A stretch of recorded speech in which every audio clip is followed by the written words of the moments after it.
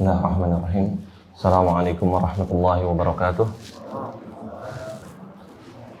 Alhamdulillahirabbil alamin wassalatu wassalamu ala asyrafil anbiya'i wal mursalin wa ala alihi wa ashabihi wa man sara ala nahjihi wastanna bi sunnatihi wa iqtafa bi atharihi ila yaumi liqa'i rabbih amma ba'd.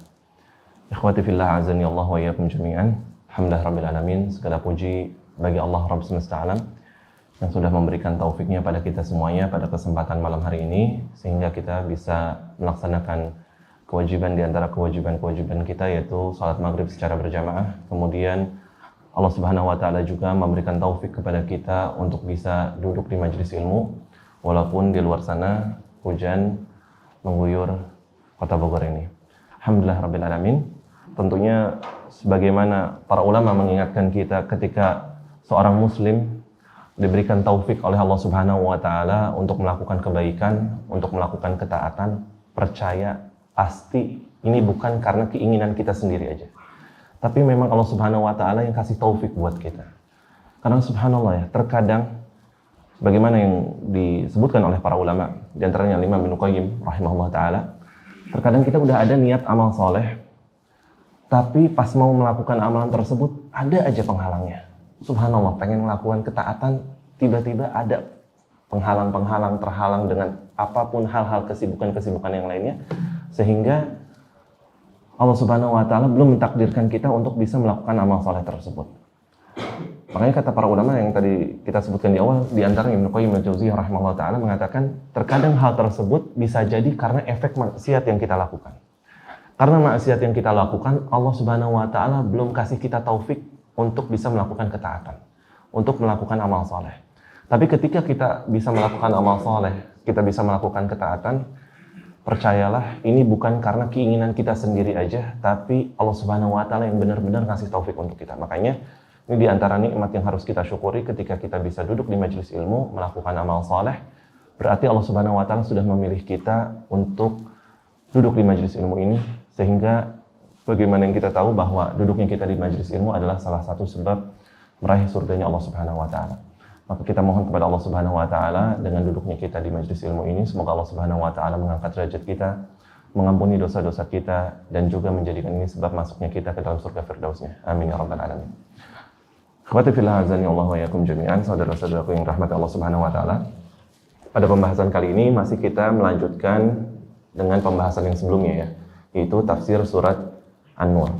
Pada pembahasan yang sebelumnya kita sudah mengkaji surat An-Nur dari ayat 1 sampai ayat yang keberapa? Ketiga ya. Baik, sebelum kita lanjutkan, kita murajaah sedikit. Kata para ulama, hayatul ilmi bil murajaah. Hidupnya ilmu itu dengan murajaah. Surat An-Nur, surat Makkiyah atau Madaniyah? Turun di Mekah atau Madinah? Madaniyah. Kenapa disebut Madaniyah? Bedanya Makkiyah sama Madaniyah? Kalau Makkiyah sebelum hijrah, kalau Madaniyah setelah hijrah. Baik. Kemudian surat An-Nur. Kita juga kemarin sudah ngebahas bahwa urutan Al-Quran itu berdasarkan apa? Dari Al-Fatihah sampai Anas. Berdasarkan perintah dari Rasulullah SAW. Bukan berdasarkan turunnya ya. Bukan kalau berdasarkan turunnya harusnya surat Al-Alaq dulu, Al-Mudaththir, dan seterusnya sampai terakhir surat Al-Maidah. Tapi turunnya Al-Quran urutannya yaitu berdasarkan perintah dari Rasulullah SAW. Kemudian di surat An-Nur ayat yang pertama, kita sudah jelaskan bahwa di antara kespesialan surat An-Nur, Allah Subhanahu wa Ta'ala buka ayat ini dengan menyebutkan bahwa surat ini Allah wajibkan hukum-hukum yang ada di dalamnya. Sebagaimana yang kemarin sudah kita jelaskan bahwa semua ayat dalam Al-Quran wajib kita tunaikan, wajib kita laksanakan hukum-hukumnya. Tapi Allah kasih kespesialan untuk surat An-Nur, bahwa Allah kasih penekanan di dalam surat An-Nur bakal banyak hukum-hukum yang berkaitan dengan kehidupan kita, maka wajib banget untuk dilaksanakan. Sebagaimana Allah Subhanahu wa Ta'ala udah kasih peringatan di ayat yang pertama. Masih ingat siapa sahabat yang mengatakan ajarilah istri-istri kalian, wanita-wanita kalian surat An-Nur? Siapa sahabatnya? Aisyah dan Umar bin Khattab radhiyallahu ta'ala anhum. Ya. Aisyah dan Umar mengatakan, ajarilah wanita-wanita kalian surat An-Nur. Maka gimana kita mau ngajarin istri-istri kita, saudara-saudari kita, kalau kitanya sendiri nggak belajar surat An-Nur ini. Kemudian di ayat yang kedua, az-zaniyatu waz-zani fajlidu kulla wahidin minhuma mi'ata jaldah. Kita sebutkan di semua syariat, semua nabi ada 3 dosa yang sudah pasti dilarang oleh Allah Subhanahu wa taala. Apa aja? Syirik, membunuh, dan juga zina. Ini diharamkan di semua syariat, ya. Kemudian kita juga sebutkan bahwa hukuman had atau hukuman bagi pelaku zina ini berapa kali cambukan? 100. Ini bagi yang sudah menikah atau belum menikah? Belum menikah. Kalau laki-laki 100 cambukan aja, apa ada tambahannya? Tambahannya apa? Diasingkan selama 1 tahun. Kalau perempuan diasingkan apa enggak? Enggak diasingkan. Baik. Kemudian berikutnya tentang az-zaniyatu waz-zani. Kenapa Allah Subhanahu wa taala sebutkan pezina perempuan dulu, bukan pezina laki-laki dulu? Kenapa? Alasannya? Kemarin udah kita jelaskan. Baru hari Selasa. Apa?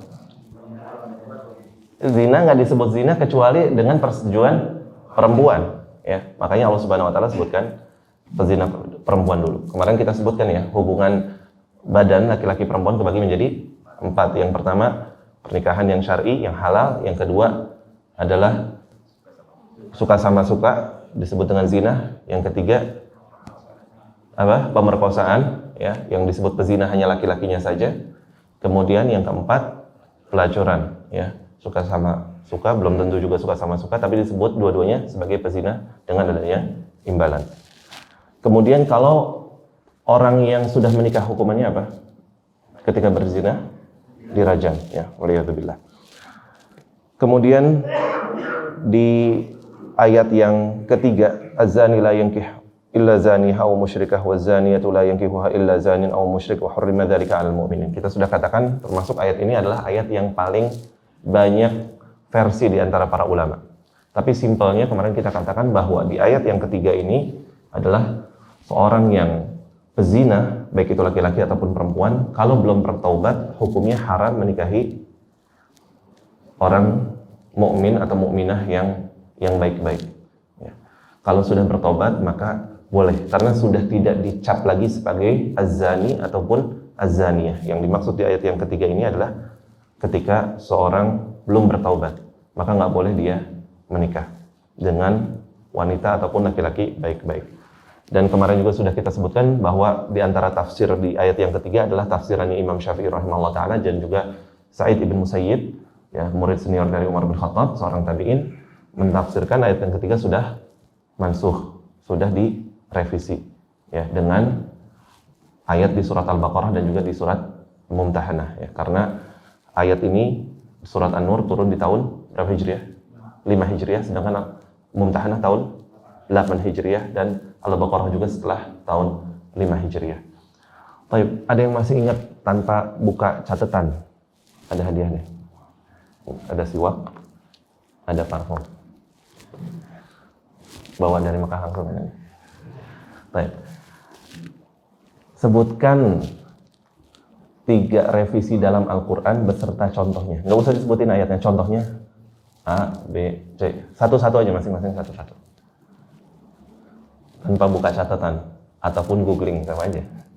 Ya, nggak boleh nge-cheat. Ayat tetap, oke. Pasal dirubah. Hukum tetap, ayat dirubah. Hukumnya tetap, ayatnya dirubah. Oke, contohnya? Ayatnya masih ada, tapi hukumnya masih berjalan. Ayatnya masih ada, hukumnya masih berjalan, ya. Contohnya apa? Contoh kasus hukumnya aja, nggak usah disebutin ayatnya, nggak apa-apa. Ayatnya masih ada, hukumnya udah nggak ada. Iya kan? Tadi yang disebutin itu apa? Siwaknya bagi 3 nih. Gimana? Ada yang bisa jawab? Kemarin kita sebutkan ada 3 ya. Tadi udah disebutin 1 tuh. Ayatnya tetap, hukumnya udah nggak ada. Hah? Mau coba jawab? Hah? Baik, yang pertama? Itu ayatnya masih ada, hukumnya sudah tidak ada. Ayatnya masih ada, hukumnya nggak ada. Contohnya? Mendekati sholat. Minum khamr mendekati sholat. Oke, itu 1. 2. Yang kedua, ayatnya nggak ada, hukumnya tetap ada. Ayatnya nggak ada, hukumnya tetap ada. Ayatnya nggak ada, hukumnya tidak ada. Ayatnya nggak ada, hukumnya nggak ada. Kemana lah Pak Baliot ya? Ayatnya nggak ada, hukumnya nggak ada. Oke, contoh. Persusuan yang 10 kali. Persusuan 10 kali. Yang ketiga, Ayatnya ada. Ayatnya nggak ada. ayatnya nggak ada, hukumnya ada. Contohnya?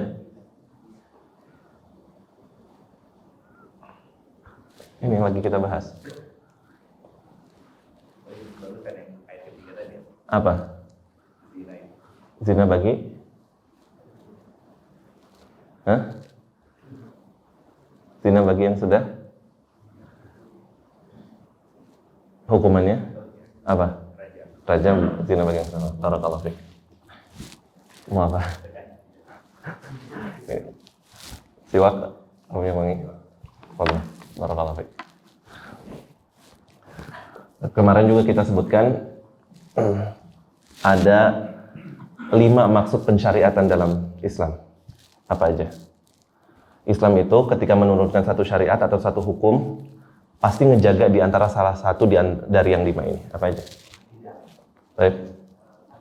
Agama, jiwa, akal, kehormatan. Satu lagi.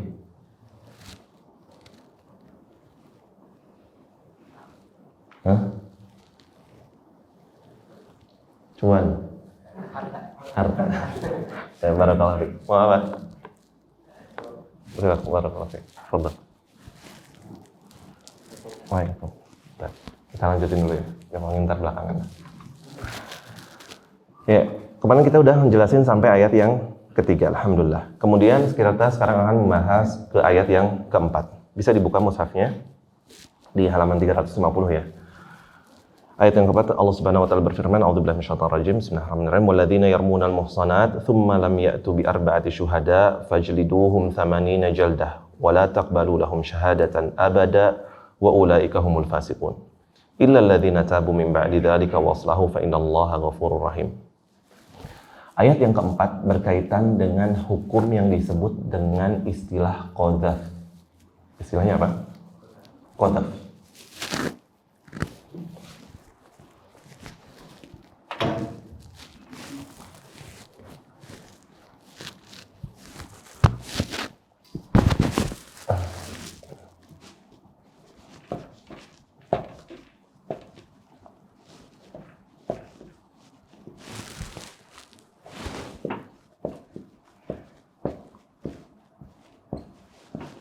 Qadzaf. Apa itu qadzaf? Qadzaf ini salah satu istilah syar'i, istilah fikih, adalah menuduh seseorang berbuat zina. Dalam istilah syar'inya, kalau kita nuduh orang berbuat zina, itu disebut dengan qadzaf. Baik yang dituduh adalah kita menuduh, bukan kita ya, misalkan ada orang lah, waliyadzubillah. Ada orang si A nuduh si B, dia zina. Yang nuduhnya laki-laki, yang dituduhnya laki-laki disebut qadzaf juga. Yang nuduhnya perempuan, yang dituduh perempuan. Pokoknya menuduh orang lain berbuat zina disebut qadzaf. Dan bukan sekedar zina. Termasuk, mohon maaf juga yang lainnya, masalah LGBT. Kalau ada seseorang bilang, oh dia mah gay. Ini juga disebut qadzaf. Jadi qadzaf bukan masalah zina laki-laki dan perempuan aja. Gay, kita menuduh seseorang gay, kita menuduh seseorang lesbi, kita menuduh seseorang bisex, dan lain sebagainya.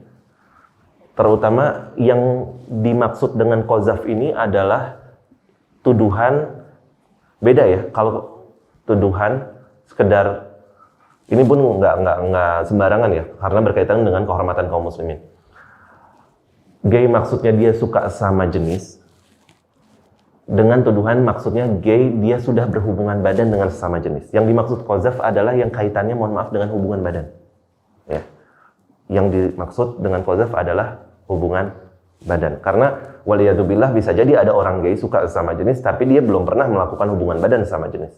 Tapi yang dimaksud qadzaf di sini adalah menuduh seorang lain berbuat zina yang benar-benar, mohon maaf, sudah masuk atau sudah bertemunya dua kemaluan.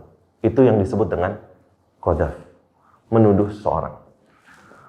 Menuduh seseorang berbuat zina ataupun berbuat gay, lesbi dan lain sebagainya, ini tuduhannya disebut dengan qadzaf.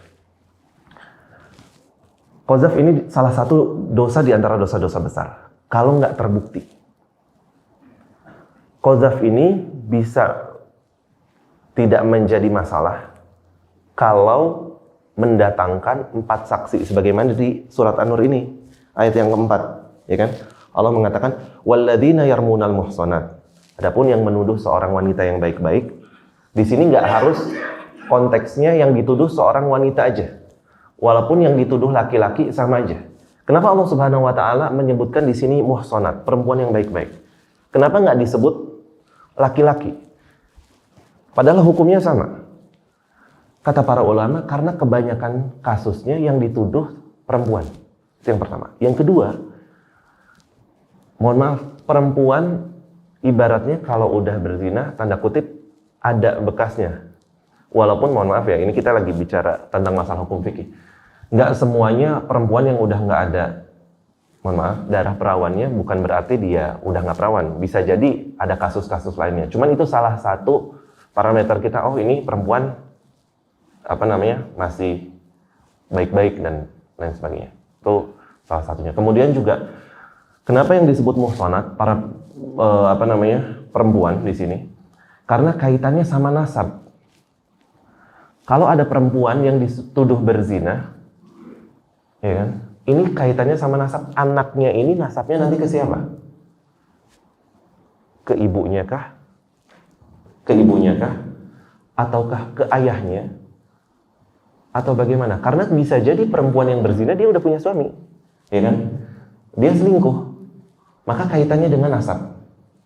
Kaitannya dengan nasab, maka kata para ulama, Allah Subhanahu wa taala menyebutkan di ayat yang keempat ini dengan kata-kata muhsanat karena kebanyakan kasusnya adalah yang dituduh wanita, terutama yang berkaitan dengan nasab. Walaupun kalau yang dituduhnya adalah laki-laki, sama juga ini termasuk dosa besar.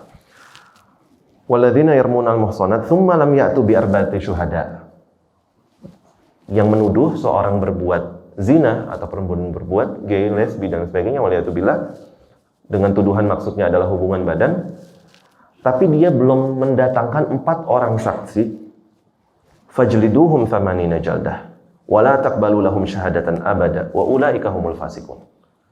Maka hukumannya bagi orang ini apa? Yaitu dicambuk. Cambuk berapa kali? 80 kali. Kemudian apa? Yang kedua, tidak diterima persaksian. Diterima persaksian. Yang ketiga, dicap sebagai orang yang fasik. Dicap sebagai fasik.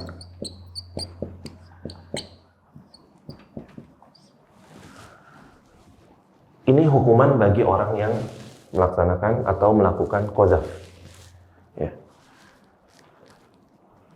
Sebagaimana yang kita katakan kemarin, bahwa qadzaf ini bisa jadi sekedar orang bilang ke temannya, yang kasus kemarin saya bilang di Saudi, bilang ke temannya, kamu mah anak haram. Berarti dia sudah mengqadzaf orang tua dari si anak ini, dari si temannya. Ya kan? Karena menuduh si anak ini anak haram, berarti secara nggak langsung dia bilang ibu bapak kamu pezina. Ya kan? Sama aja. Bahkan di antara para ulama juga ada yang menyebutkan kalau kita lagi ngobrol sama orang, kemudian kita bilang, kalau saya sih bukan anak hasil zina, maka sebenarnya secara nggak langsung dia lagi nuduh lawan bicaranya, kalau kamu kayak gimana, dipertanyakan, bisa jadi kalau kamu mah anak hasil zina. Makanya nggak main-main. Qadzaf ini kaitannya dengan yang salah satu di antara 5 kemarin ya, yaitu dengan menjaga kehormatan seorang muslim. Hukumannya bagi orang yang qadzaf, kalau di satu tempat diterapkan syariat Islam, cambuk 80 kali. Kemudian tidak diterima persaksiannya abadan. Di Al-Quran ada ya, seumur hidup kemudian dicap sebagai fasik. Di sini nanti kita akan jelaskan ada perbedaan pendapat di kalangan ulama. Ingat kemarin kita sebutkan bahwa ketika kasus sudah sampai pengadilan, ketika yang disakiti si korbannya pun sudah memaafkan, nggak bisa untuk ibaratnya cabut berkas, nggak bisa, tetap harus dilaksanakan. Tapi kalau belum masih bisa kekeluargaan. Kalau udah sampai kasusnya ke pengadilan, mau gimana pun caranya, tetap si orang ini dicambuk 80 kali. Yang jadi perbedaan pendapat di kalangan ulama, apakah orang ini tidak diterima persaksiannya seumur hidup? Berarti apa? Nggak boleh jadi saksi nikah kapanpun selamanya. Cuma saksi juga kan. Kemudian juga jadi saksi masalah waris, saksi apapun nggak bisa dia jadi saksi. Kemudian dicap sebagai orang fasik. Ini perbedaan pendapat di kalangan ulama. Sebagian ulama ada yang menyebutkan, walaupun orang ini udah tobat, tetap 3 hal ini berlaku. Tapi Allah alam pendapat yang kuat, kalau orang itu udah tobat, yang berlaku hanya nomor 1, dicambuk 80 kali. Kenapa? Berdasarkan ayat yang ke-5. Illal ladzina tabu min ba'di dzalika wa aslahu fa innallaha ghafurur rahim. Kecuali mereka yang taubat kemudian melakukan amal baik, sesungguhnya Allah Subhanahu wa taala Maha Pengampun. Nah, masalah qazaf ini tadi Allah Subhanahu wa taala sebutkan di ayat yang keempat adalah apa? Harus datangin berapa saksi? Arba'atu syuhada. 4 orang saksi. 4 orang saksi. Kalau 4 orang saksi ini ada, maka tidak dihukumi qazaf si yang melihat. Contoh kasusnya, ada si A ngelihat si B zina. Habis itu dia lapor ke pengadilan, saya ngelihat si B zina.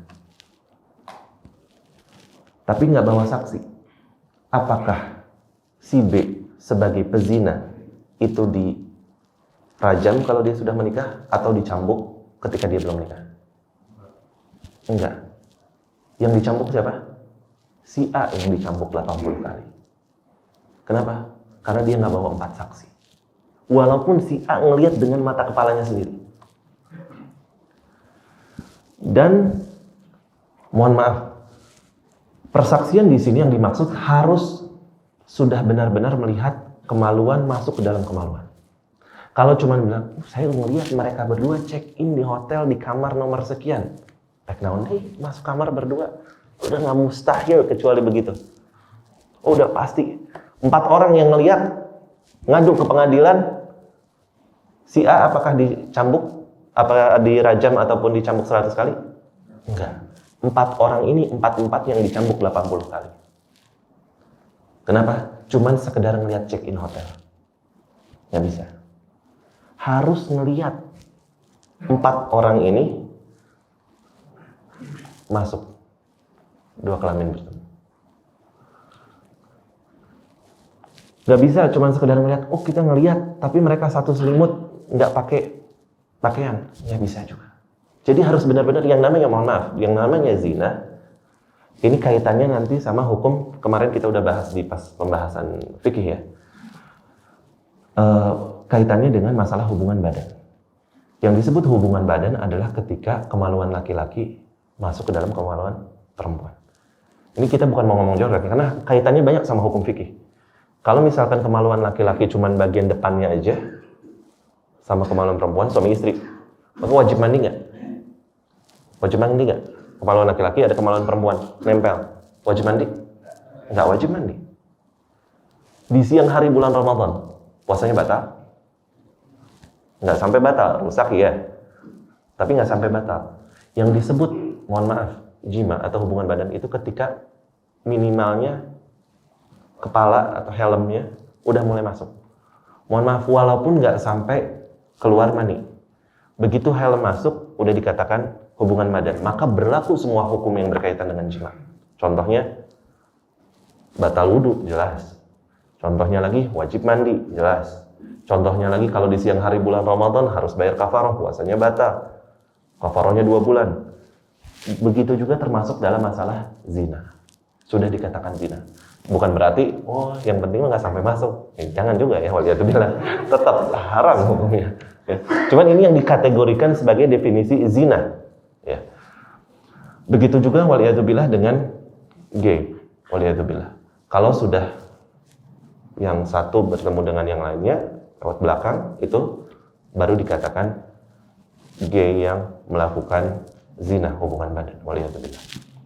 Nah, makanya dalam hal ini, kalaupun nanti ada 4 orang saksi, si hakim harus nanya ke saksi ini satu-satu. Misalkan 4-4-nya ngelihat kejadiannya, ngelihat masuknya. Ada yang ngelihat 1, bukan nobar ya, panggil dulu, terus sini, nonton. Pokoknya ada 4, mergokin benar-benar ngelihat 4, udah fix beneran ini. Ada 4 saksi, dilaporin ke pengadilan. Habis itu pas udah nyampe pengadilan, nanti si hakim bakal nanya ke 4 orang ini.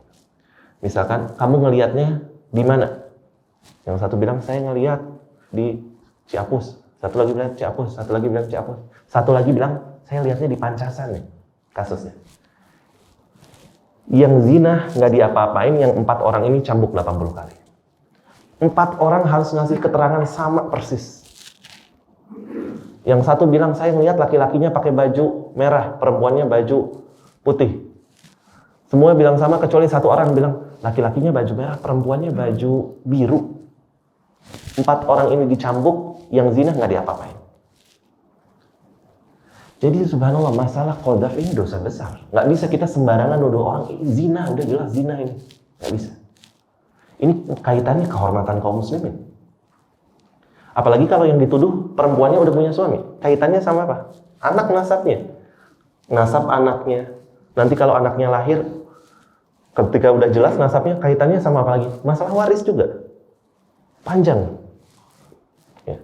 Makanya, apalagi kalau misalnya anaknya perempuan, nanti nikahnya siapa? Walinya. Panjang urusannya. Makanya masalah qadzaf ini nggak sembarangan. Nggak bisa sembarang orang langsung nuduh orang, ini buat zina. Ini orang zina. Ini orang zina. Nggak bisa. Makanya Allah Ta'ala alam, dalam sejarah Islam, dari zaman Nabi SAW sampai detik ini, kerajaan Arab Saudi yang sudah menerapkan syariat Islam, belum pernah kejadian sekalipun kasus perzinahan, baik itu dirajam ataupun dicambuk dengan 4 orang saksi. Belum pernah ada. Sepanjang sejarah Islam belum pernah ada, Allah alam. Belum pernah ada 4 orang saksi ngelapor bahwa mereka 4-4-nya ngelihat kasus zina. Belum pernah terjadi. Kenapa? Orang juga takut, jangan-jangan gara-gara salah ngasih keterangan, bukan mereka yang pezina, dianya yang dicambuk 80 kali, terus saksian yang nggak diterima, dicap sebagai fasik. Yang zina mah santai aja, rasain, enak-enak aja. Makanya belum pernah terjadi. Kejadian yang ada di zaman Nabi SAW, di zaman sahabat dan yang lainnya, itu kejadian rata-rata karena al-iqrar. Apa itu iqrar? Ngaku. Si pelaku berzina tadi ngaku datang ke Rasulullah SAW, ya Rasulullah, saya berzina. Jadi bukan karena persaksian. Rata-rata kejadiannya karena ngaku orangnya. Begitu juga di zaman para khalifah, zaman Abu Bakar, Umar, Utsman, Ali dan seterusnya. Ada beberapa kasus kejadian, tapi biasanya karena kasusnya ngaku, bukan karena saksi. Karena berat. Saksi ini harus 4 orang, 4-4-nya harus melihat, ngasih 4-4-nya keterangan yang sama. 1 aja beda, 4-4-nya yang dicambuk. Ini yang disebut dengan qadzaf. Makanya kemarin kita udah katakan, hati-hati nuduh orang bilang anak haram, nuduh orang bilang ini zina, dan lain sebagainya. Waliyadzubillah. Walaupun nggak diterapkan syariat Islam secara full di kita di sini, hukuman sampai dicambuk 80 kali, tapi udah jelas dosa besar antara kita sendiri sama Allah Subhanahu wa Ta'ala. Untuk qadzaf ini, salah satu taubatnya qadzaf harus minta maaf sama orang yang dituduh, karena kaitannya sama kehormatan orang lain. Apalagi kalau sampai nyebar fitnah, ngomong ke sana ke sini, ke sana ke sini, ke sana ke sini. Hati-hati. Harus tabayun dulu. Bisa jadi ada orang udah nikah siri, cuman dia belum bilang kemana-mana. Kita ngeliat, ini digerebek segala macam, ternyata emang udah nikah siri, tapi bilangnya kumpul kebo lah, zina, dan lain sebagainya. Waliyadzubillah. Hati-hati masuk dalam dosa qadzaf. Dan dosa qadzaf ini termasuk dosa besar. Ingat definisi dosa besar kemarin apa aja? Setiap dosa yang pelakunya diancam dengan neraka, laknat, ataupun had, ya, hukuman fisik dari syariat. Itu ayat yang keempat. Dan yang kelima, ya, kelima kita katakan tadi bisa dihapus, yaitu hukuman tidak diterima persaksian dan juga dicap sebagai fasik ketika seorang sudah bertobat. Akan tapi hukuman cambuk tidak hilang. Udah masuk azan Isya? Belum? Belum? 2 menit lagi. Oke. Kita lanjut ke ayat yang kelima. Ayat yang kelima ini hukum fikihnya beda lagi, bukan qazaf namanya. Walladzina yarmuna azwajahum wa lam yakun lahum syuhada illa anfusuhum fa syahadatu ahadihim arba'u syahadatin billahi innahu laminas shadiqin wal khamisatu anna la'natallahi 'alaihi in kana minal kadhibin wa yadra'u anha al-'adzaba an tashhada arba'a syahadatin billahi innahu laminal kadhibin wal khamisatu anna ghadaballahi 'alaiha in kana minas shadiqin wallahu fadlullahi 'alaikum wa rahmatuhu wa annallaha tawwabun hakim. Di yang kelima sampai yang seterusnya, ayat yang ke-6 ya, mohon maaf. Ayat yang ke-6 dan seterusnya, Allah Subhanahu wa taala menjelaskan tentang masalah qazaf, akan tetapi yang terjadi antara suami istri. Ada hukum fikih khusus ketika waliyadzubillah seorang suami mergoking istrinya dengan laki-laki lain, berzina. Ataupun sebaliknya, seorang istri mergokin suaminya berzina dengan wanita lain. Ini disebutnya bukan qazaf, tapi li'an. Sebut apa? Li'an.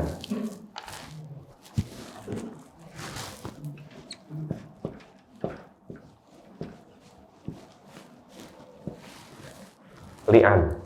Ya. Bahasa Arabnya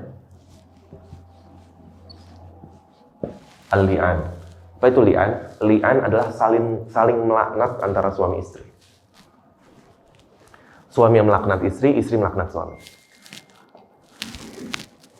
Akan tapi tergantung kasusnya ya. Tergantung kasusnya, kejadiannya kayak gimana. Bisa jadi saling melaknat, bisa jadi nggak saling melaknat. Waliyadzubillah.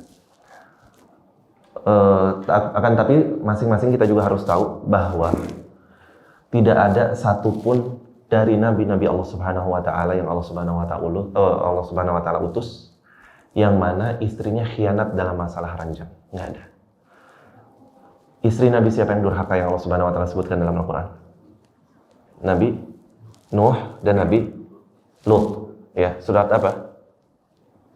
Surat apa? At-Tahrim. Dalam surat At-Tahrim ya, Allah Subhanahu wa taala menyebutkan permisalan 2 orang istri Nabi yang disebutkan fakhonatahuma. 2 orang ini berkhianat. Berkhianat, para ulama ijma sepakat khianat dalam masalah risalah kenabian, dalam masalah akidah. Bukan khianat dalam masalah ranjang. Allah Subhanahu wa taala menjaga nasab para nabi. Menjaga urusan rumah tangga dalam masalah ranjang, masalah kasar. Jadi nggak ada istri-istri nabi yang istrinya berkhianat, selingkuh sama laki-laki lain, nggak ada. Termasuk istrinya Nabi Nuh, termasuk istrinya Nabi Lut. Ini kaidah. Akan tetapi kalau selain nabi mungkin. Makanya kasus li'an ini kejadiannya di 2 orang sahabat. 2 orang sahabat Nabi SAW ngedapetin istrinya selingkuh sama laki-laki lain. Gimana kisahnya? Insya Allah setelah azan. Kita lanjutkan di ayat yang ke-6 ya. Kita baca walladzina yarmuna azwajahum wa lam yakul lahum syuhada illa anfusuhum fa syahadatu ahadihim arba'u syahadatin billahi innahu laminas shadiqin. Gimana kasusnya kalau ada seorang suami istri? Ini beda kasus dengan ayat yang sebelumnya dengan qazaf. Sang suami misalkan waliyadzubillah dapetin istrinya zina, tapi dia nggak punya saksi. Kalau dia punya saksi, sang suami punya saksi, saksinya pun harus 4 sama. Sang suami harus bawa 4 saksi untuk ke pengadilan. Kalau suami punya 4 saksi, 4-4-nya ngelihat, kemudian disampaikan kepada hakim, maka sang istri diapain hukumannya? Dirajam. Nah, karena sudah menikah. Sang istri dirajam. Kalau si suami punya 4 saksi. Sekarang kalau si suami nggak punya 4 saksi, bagaimana? Karena bisa jadi waliyadzubillah suaminya kerja di luar kota, harusnya pulangnya minggu depan, pulangnya dipercepat minggu ini. nggak bilang-bilang ke istrinya, tiba-tiba nyampe rumah, istrinya waliyadzubillah lagi zina sama laki-laki lain. Nauzubillah. Kasus misalkan kejadian seperti ini, kan nggak mungkin juga kasus suami istri, kalau orang lain bisa aja ngajak orang, coba lihat, bener kan ini zina? Suami harga diri dia. Masa dia manggil orang-orang untuk nontonin istrinya zina? Gimana waliyadzubillah? Ya kan? Makanya ada kasus seperti ini, maka hukumnya pun khusus. Berbeda dengan kasus qadzaf. Dan seorang suami, kalaupun mergokin seperti ini, kata para ulama, dia kalau udah sampai lapor ke pengadilan, berarti kan benar-benar dia mau nggak mau aib rumah tangganya kebongkar.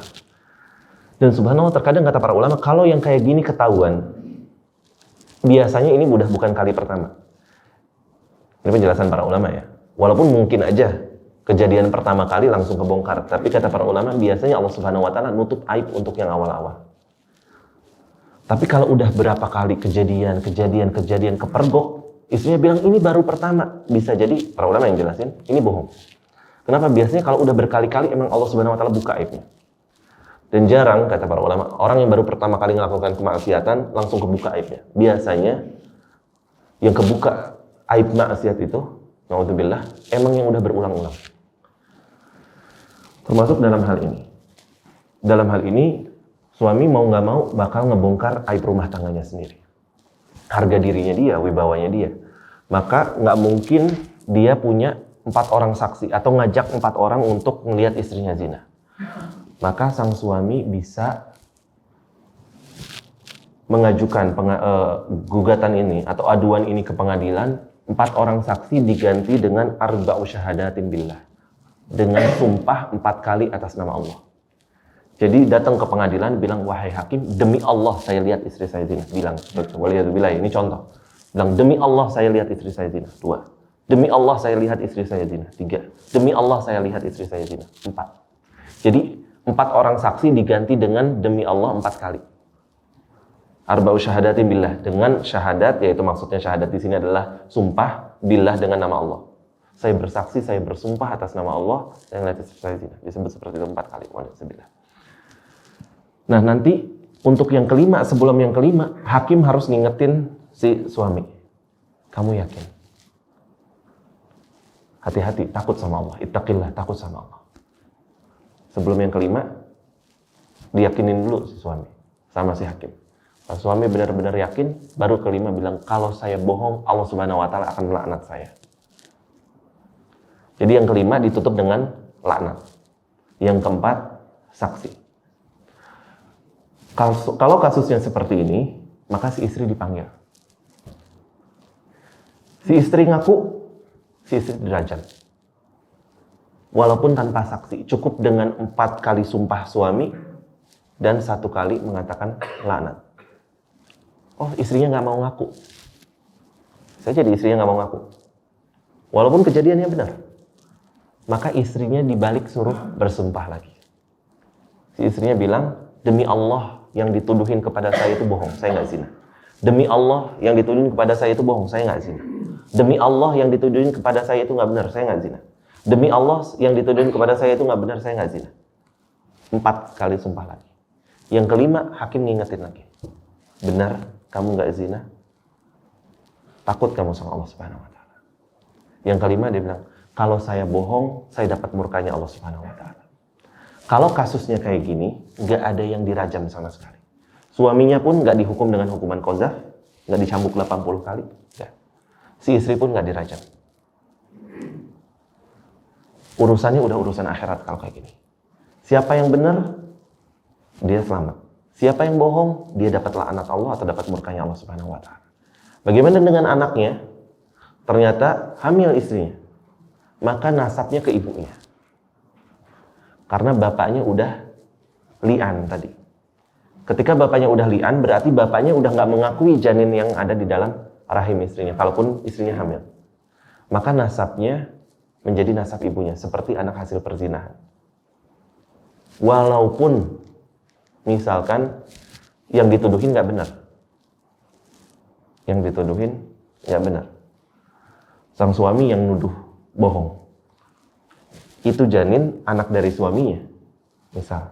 Tapi tetap, kalau kasusnya suaminya udah melakukan li'an ini, udah melakukan 4 kali sumpah plus 5 kali ditutup dengan laknat, sang anak nasabnya udah nggak ke bapak, ke ibu. Sang anak nggak bisa mewarisi bapak, sang bapak nggak mewarisi anak.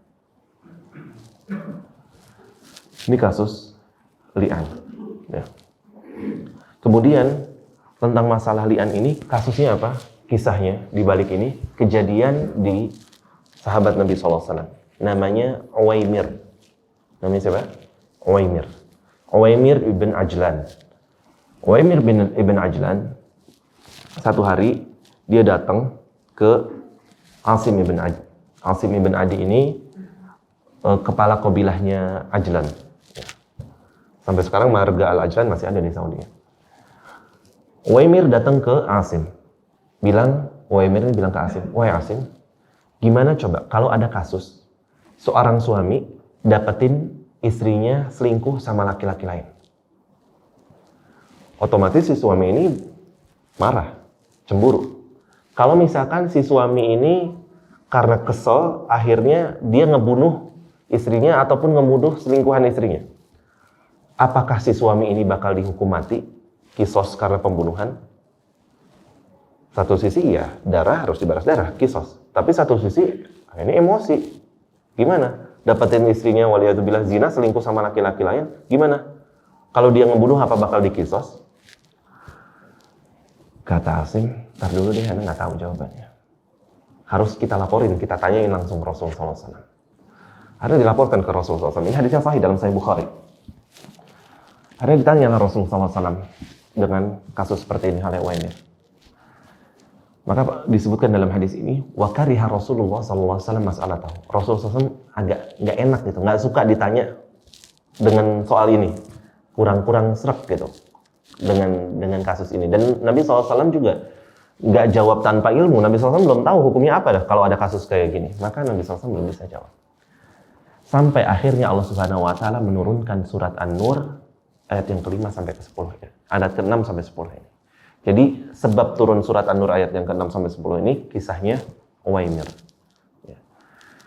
Dalam riwayat lain ada juga kasusnya Hilal bin Umayyah. Sama, Hilal bin Umayyah ngadu kepada Rasulullah SAW gimana kasusnya kalau seorang suami dapetin istrinya selingkuh zina sama laki-laki lain. Akan tapi kisah yang lebih masyhur untuk turunnya surat An-Nur ayat ke-6 sampai 10 adalah kisahnya Uwaimir ini. Maka kata Rasulullah SAW kepada Uwaimir, sesungguhnya Allah Subhanahu Wa Taala sudah menurunkan ayat Al-Quran mengenai perkaramu, yaitu surat An-Nur. Kemudian Rasulullah SAW manggil Uwaimir. Wahai Uwaimir, sini. Kamu yakin kamu ngeliat istri kamu zina? Iya, saya yakin banget ya Rasulullah. Ya udah, coba kamu sumpah. Akhirnya Uwaimir sumpah 4 kali. Pas yang mau kelima, Rasulullah SAW ingatin, ittaqillah. Takut kamu sama Allah, wahai Uwaimir. Kata Uwaimir, iya, saya yakin istri saya zina. Kalau saya bohong, Allah akan melaknat saya. Maka dari kasus mula'anah ini, dari kasus li'an ini, Uwaimir sudah selamat dari yang namanya hukum qadzaf. Maka dipanggil istrinya Uwaimir. Kamu zina? Kata istrinya, enggak. Bahkan Uwaimir ngelihat siapa yang zina sama istrinya. Disebutkan nama yang zina sama istrinya Uwaimir namanya Syarik ibn Sahma. Kamu zina sama Syarik ibn Sahma? Kata istrinya Uwaimir, enggak. Beneran? Iya, beneran. Padahal bener, istrinya Uwaimir ini zina sama Syarik ibn Sahma. Cuman gengsi, nggak mau, malu. Dia ngaku, maka bilang enggak. Kata Rasulullah SAW, ya udah coba sumpah 4 kali. Sumpah akhirnya istrinya Uwaimir 4 kali. Saya nggak zina, demi Allah saya nggak zina, demi Allah saya nggak zina, demi Allah saya nggak zina, demi Allah saya nggak zina. Yang kelima, Rasulullah SAW mengingatkan ke istrinya Uwaimir, ittaqillah, takut kamu sama Allah. Disebutkan dalam riwayat kata Ibnu Abbas radhiyallahu ta'ala anhuma, maka diamlah istrinya Uwaimir. Sempat diam lumayan lama. Dan kelihatan mukanya pucat, ketakutan. Tapi akhirnya istri Uwaimir nekat bilang, yang kelima, demi Allah kalau saya bohong, murka Allah terhadap saya. Maka Rasulullah SAW bilang kepada Uwaimir, nanti kita lihat. Kalau anaknya matanya belok, agak hitam, kayak orang pakai celak, kemudian, ini hadisnya gini ya, pantatnya agak besar, tulangnya gede, betisnya besar, maka kemungkinan ini adalah anaknya Syarik bin Sahma. Karena itu sifatnya Syarik bin Sahma, secara fisik. Ternyata benar istrinya Uwaimir hamil. Maka setelah hamil, kemudian Rasulullah SAW juga bilang ya ketika itu, tapi kalau nggak sifatnya seperti itu, maka berarti anaknya Uwaimir. Nanti kita lihat, fisiknya ngikutin Syarik bin Sahma, apa ngikutin Uwaimir. Kalau ngikutin Syarik bin Sahma berarti Uwaimir yang benar. Kalau ternyata fisiknya anaknya kayak Uwaimir, berarti istrinya yang benar. Ternyata abis ngelahirin, ciri-ciri fisiknya persis kayak Syarik bin Sahma.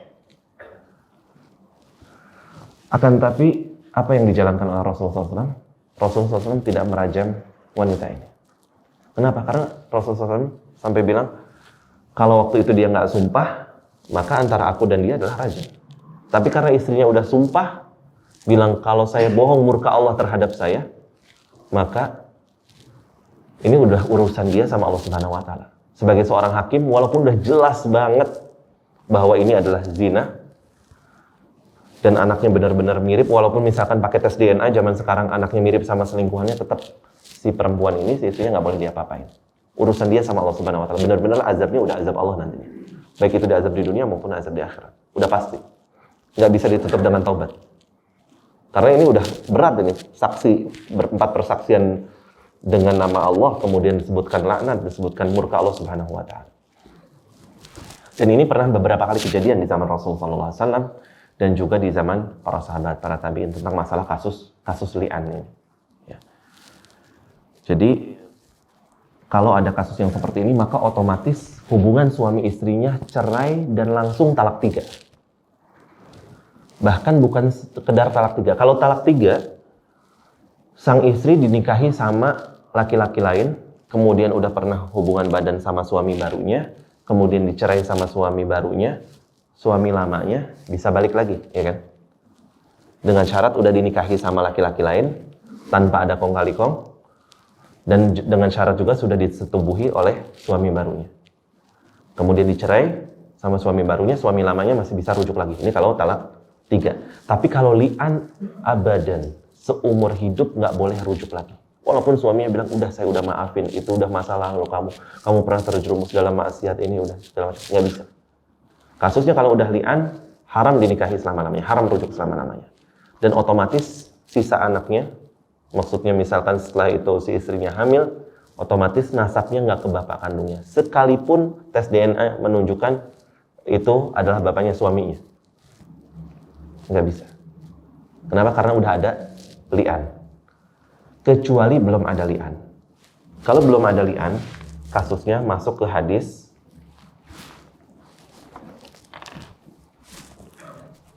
kata Nabi SAW, al-waladu lil firash.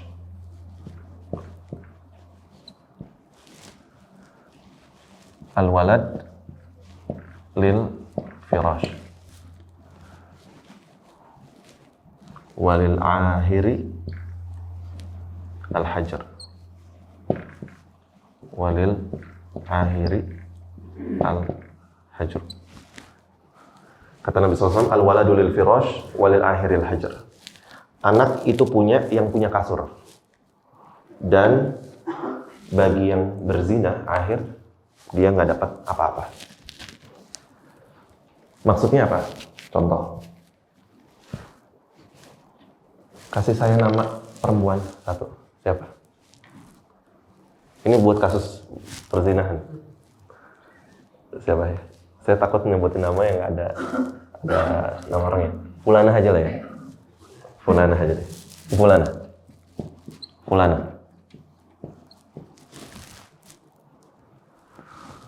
Fulana punya suami namanya Fulan. Ternyata Fulana zina, waliyadzubillah, sama laki-laki namanya Alan. Kalau dalam bahasa kadang fulan wa Alan, ya. Sama si Alan. Bukan Alan ya, takutnya Alan ada nama orang sini Alan. Fulanah suaminya adalah fulan. Zinanya sama si Alan. Sekarang saya nanya, hukum asal yang punya kasur resmi dengan fulanah itu siapa? Fulan atau Alan? Fulan. Makanya Nabi SAW mengadakan al-walad lil firash, anak itu bagi yang punya kasur.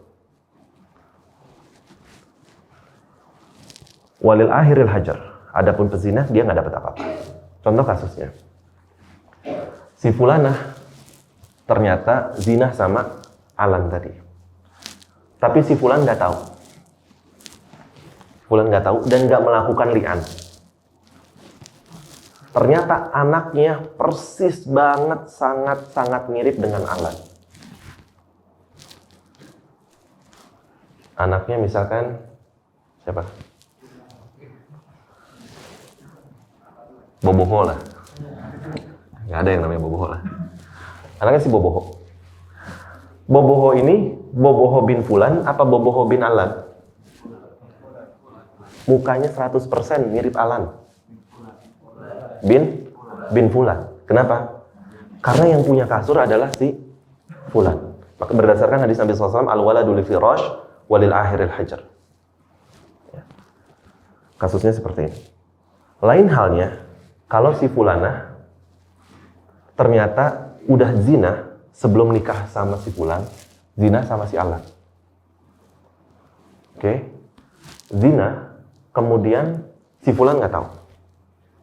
5 bulan setelah pernikahan, si Fulanah ngelahirin anak Boboho. Maka si Boboho ini, Boboho bin Fulan atau Boboho bin Alan? Hah? Boboho bin Fulanah. Bin Fulanah. Kenapa? Berdasarkan ayat yang kemarin kita sebutkan ya, bahwa minimal usia kandungan berapa bulan? 6 bulan. Minimal usia kandungan berapa? 6 bulan. Setelah menikah, 5 bulan kemudian melahirkan anak. Maka udah bisa dipastikan ini bukan anaknya Fulan. Anaknya Alan. Tapi karena anak hasil perzinahan, maka nggak boleh dinasabkan ke bapaknya. Berarti dinasabkan ke ibunya. Oke. Kalau sekarang kasusnya Fulanah zina sama Alan. Waliyadzubillah. Sebelum menikah. 6 bulan kemudian atau 7 bulan kemudian melahirkan si Boboho. Boboho bin siapa? Boboho bin Fulan. Sekalipun Boboho mirip dengan si Alan. Ini kasusnya. Dan ini bisa terjadi dihapus Boboho bin Fulan ya dengan kasus li'an. Li'an bisa 2 hal. Yang pertama, si suami mengatakan istri saya zina. Waliyadzubillah. Ini li'an. Li'an yang kedua, si suami boleh mengatakan, misalkan ini anaknya bukan, saya yakin bukan anak saya ini. Gak ada mirip-miripnya sama saya. Mirip sama mantan pacarnya si Fulanah. Ternyata tes DNA benar. Maka si Fulan ini boleh li'an untuk sekedar menafikan nasab si Boboho. Jadi li'an juga berlaku untuk menafikan nasab. Li'annya bukan ingin menuduh si Fulanah berzina, karena misal kasusnya waliyadzubillah, Fulanah ini diperkosa sama Alan.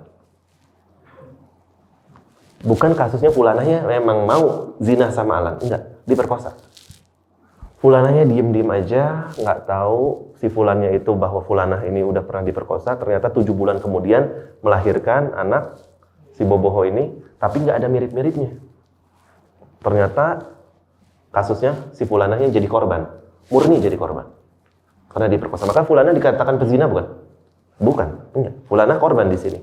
Maka di sini sang suami si Fulan boleh meli'an, bukan tujuannya untuk melaknat istrinya, tapi li'an di sini adalah untuk menafikan nasab anaknya. Maka kasusnya nanti nggak jadi Boboho bin Fulan lagi, tapi Boboho bin Fulanah. Dan kasusnya maka otomatis ngerembet ke kasus waris. Ketika si Fulan meninggal, Boboho nggak dapat warisan. Nanti kasusnya kalau si boboho yang meninggal, boboho ini misalkan anak kaya raya, maka ibunya si fulanah dapat warisan double, dapat warisan jatah ibu plus jatah bapak. Karena nasabnya ke dia. Jadi dia dapat dua bagian. Dapat bagian ibu plus dapat bagian bapak.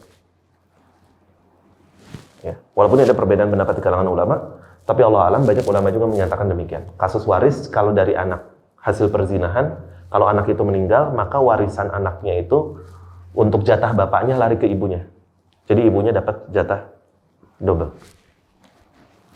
Nah.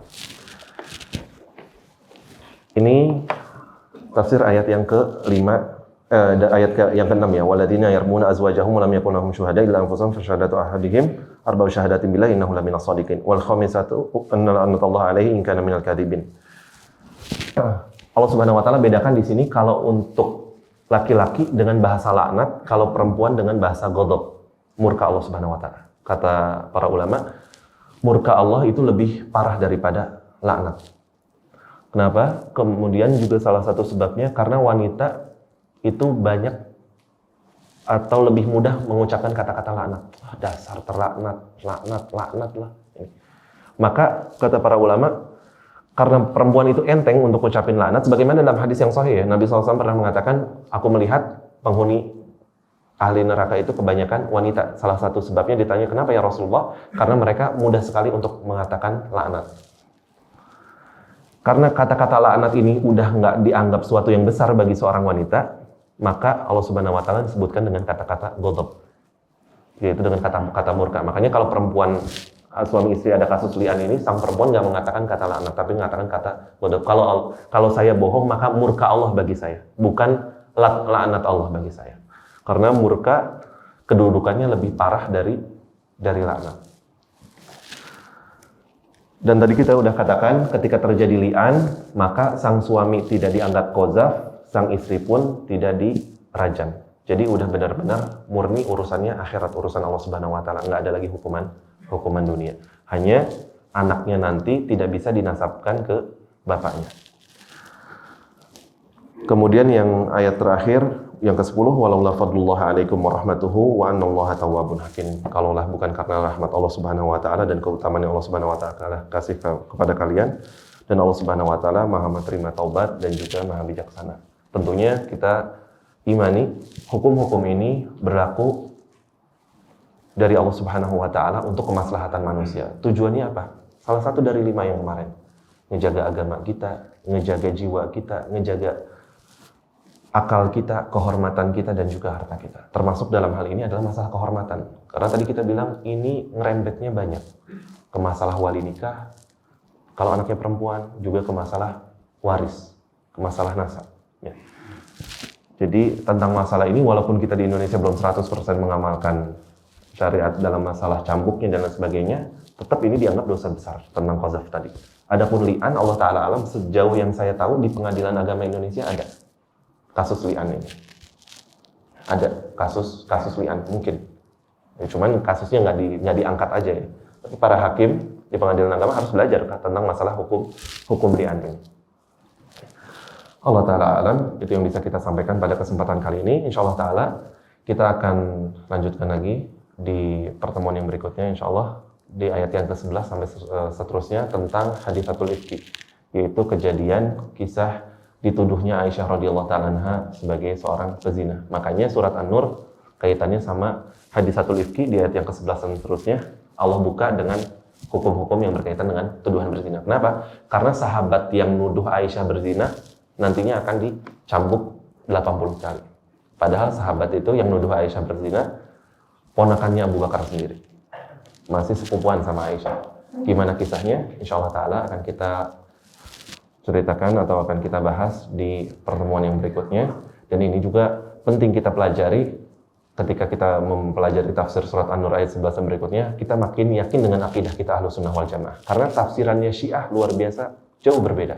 Karena Syiah sampai detik ini meyakini Aisyah murni adalah seorang pezina. Waliyadzubillah. Itu yang bisa kita sampaikan. Semoga yang kita sampaikan bermanfaat. Kalau ada benarnya datangnya hanya dari Allah Subhanahu wa taala, dan jika ada kesalahan datangnya dari saya pribadi dan dari syaitan. Kita tutup dengan doa kafaratul majlis. Subhanakallahumma bihamdika asyhadu an la ilaha illa anta astaghfiruka wa atubu ilaik. Wassallallahu alaihi wasallam ala nabiyina Muhammad. Jika ada pertanyaan.